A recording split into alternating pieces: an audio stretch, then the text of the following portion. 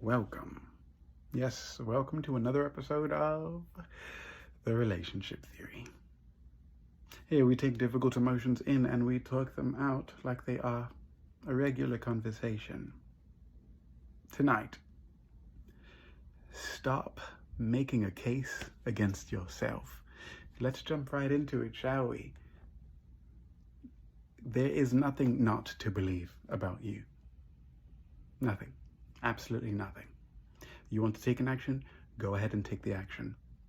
See what happens. Did you make a case against yourself when you took the action that you took? No? Good job. Congratulations. You just made a choice. But did you make a case? Stop deciding that who you are isn't worth what it is inherently. See, in my book, You Are You, I mentioned that trust is not something that you work on or that you build up within yourself or outside or anywhere. Trust is inherent in every living thing in the universe. Actually, that's the phenomenon of manifestation. Trust is inherent. You don't go anywhere to find it. You don't look within to find it. Trust is one of those large enough concepts that exist practically on another planet. That's how large it is. And yet that planet is powerful enough to sustain this one and literally everyone else's feelings and emotions and reality and perceptions and beliefs at the same time, and emotions all at the same time. So you don't have to make a case against yourself for being who you are. You don't even have to make a case against yourself for figuring it out. You don't have to make a case against yourself for realizing the truth about it. There's no one to make a case against you. You do not have to make a case against yourself because there is no one making a case against you. Just create your reality. Create your world. Stop thinking that the world that you were born in and raised up in has any hold over your perception of events.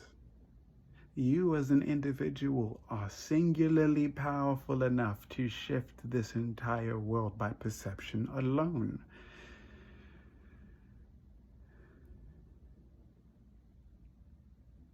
I just mentioned how a planet is practically sustaining not just concepts but physical reality. It must be so. There must be some life form out there, whether it's gas, liquid, or physical matter.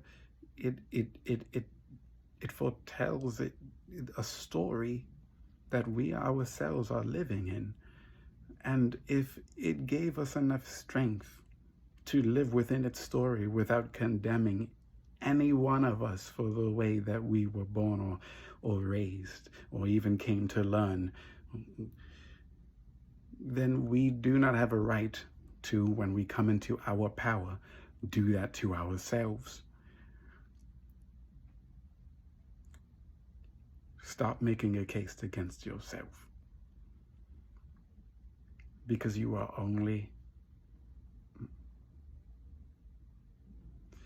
proving how powerful you are.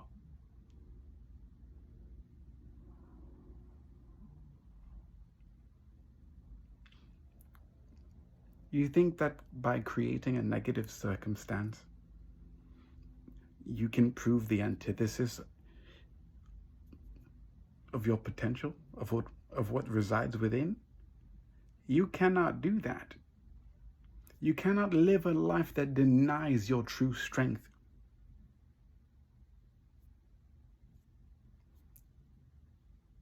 That's impossible, because all the world is going to do is conspire to remind you of your true strength. It's just going to bring it back to you. You will force it away with the very strength that the world is then going to come back to you and say, no, this is yours, though. We are here because of you. We were born because of you. We have our being, our strength because of you. You gave it to us, and we're only finding our way back to you just now, however long it took. But we're here now, and you're here now. We thank you, actually, and express our gratitude for you having given us this, but this is indeed yours. There is no one else that this can be. You see, your experiences are trying to give you reminders each and every way it possibly can as to who you truly are. You just have to see it.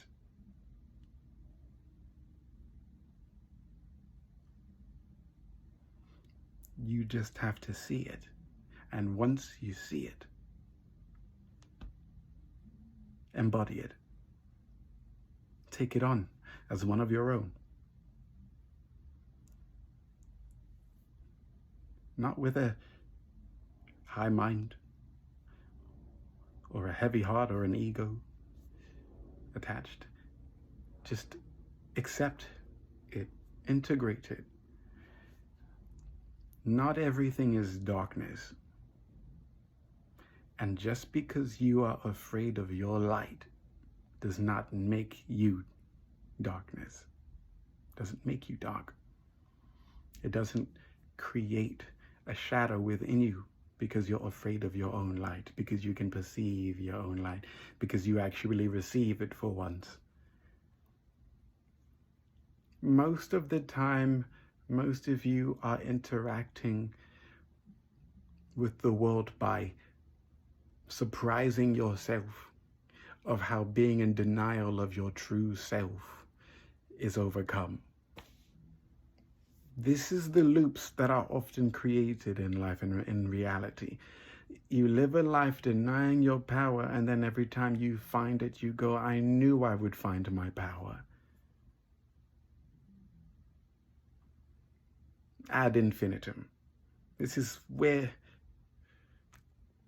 and why live that kind of life?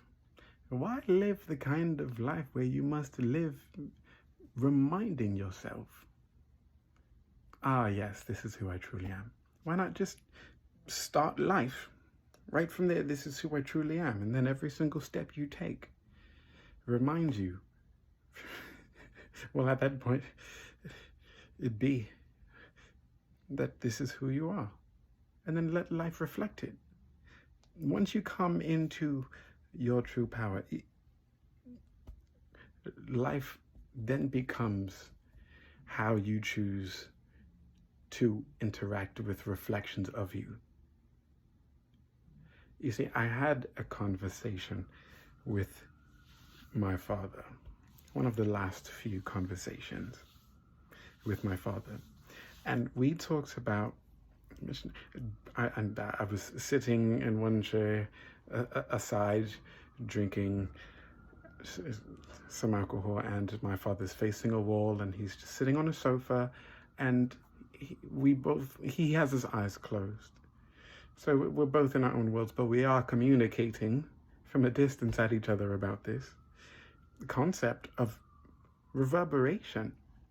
Now, he used the word reverberation, and I thought it was delightful. I thought it was inspiring. It was delightful because oftentimes when we look at mirrors, we believe that we see an alternate version of ourselves, an inverted version of ourselves. But I've come to realize that mirrors are not the only way that you can view yourself reflectively.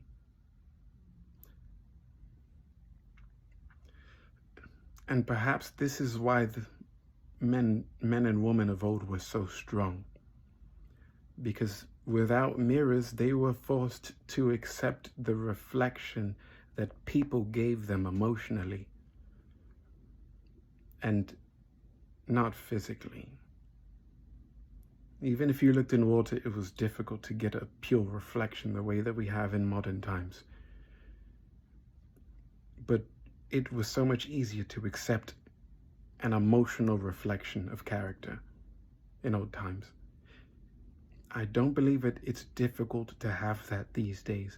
It's just that we have a lot of technology that allows us to afford the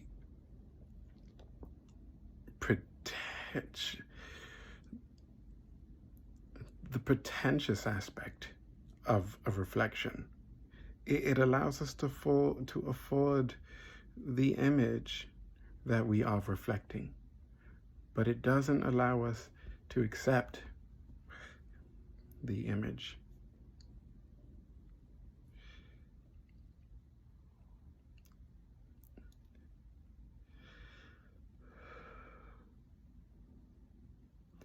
He chose the word reverberation because, and when I think of that word, not because, and when I think of that word, okay, yes, because. He chose the word reverberation because in our conversation, we had the ability to reflect not the physical aspects of our being towards each other, but the emotional aspects of our being towards each other. So what do you get when two people are looking their own direction, feeling what they feel in truth, and sharing it with each other, and allowing what is being shared to rebound? You see, you don't get reflection when you're looking at a mirror, but you do get rebounding and reverberation and resonance that creates a new truth somewhere in the middle, where there is no longer a need to have to see the other person. It just exists. It just exists. That reality that is always before everyone's eyes, that sometimes causes fear in the other person. It all just exists. You no longer know it as fear. You just get the truth.